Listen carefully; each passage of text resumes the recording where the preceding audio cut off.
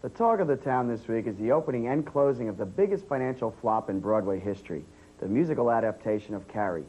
Carrie, of course, was first a best-selling novel by Stephen King. Then in 1976, Brian De Palma made it into a hit movie starring Sissy Spacek and John Travolta. It can still be found today in any video rental store. Carrie tells the story of a teenage girl who is tormented by her fanatical mother and cruel high school classmates, but who gets bloody, horrifying revenge with all of them with her strange telekinetic powers. Unfortunately, the success of the book and the movie did not help the musical. Despite the presence of some very talented people and a great deal of media interest, Carrie closed after a 5-day run with a reported loss of over $7 million. Even though you'll never get a chance to see Carrie, the musical, we don't expect any revivals either. We thought you'd enjoy a look at history in the making. The opening number featured Darlene Love as the gym teacher, who was Carrie's only friend. The high-tech, all-white gymnasium was eye-catching, but the music and lyrics were already showing their deficiencies. I want you to pull it all in, ladies. Don't leave anything out. Keep it tight, keep it tight, keep it tight. Keep those muscles tight. Shame on you, overweight the thing. Make it so, keep those bodies thin. Here, Carrie, played by the young Lindsay Haley, sings about all her problems in a very long aria. I tried so hard to play their way. Why do they find it so hard to say? Carrie, why do they always treat me so bad? They all know my name. It's Carrie. I don't know why they all get so mad.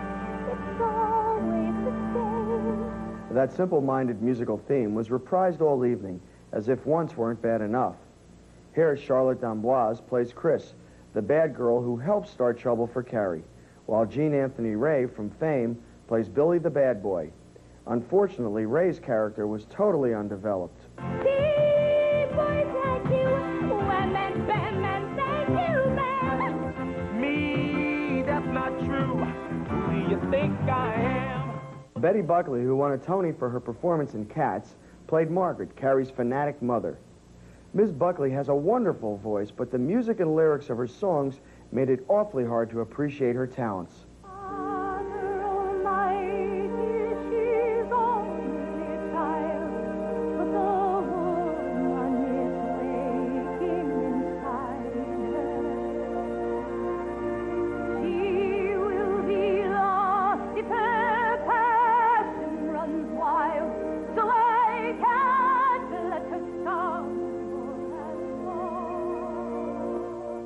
When Carrie got asked to the prom, she sang a dreadful number with her gym teacher called Unsuspecting Hearts, which, because of its trite lyrics, had the audience laughing instead of caring.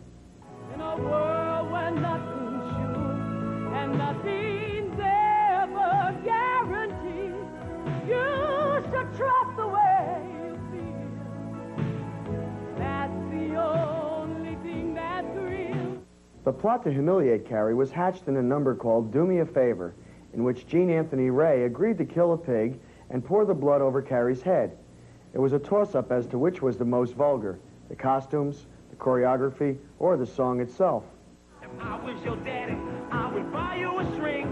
But okay, I'll do it. You're my inspiration.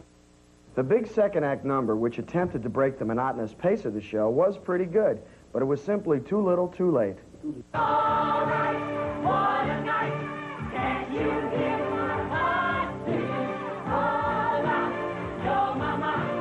I'm alive and I'm kicking tonight. Some people are saying that Carrie failed simply because it was too tragic, too heavy, too gory for a musical.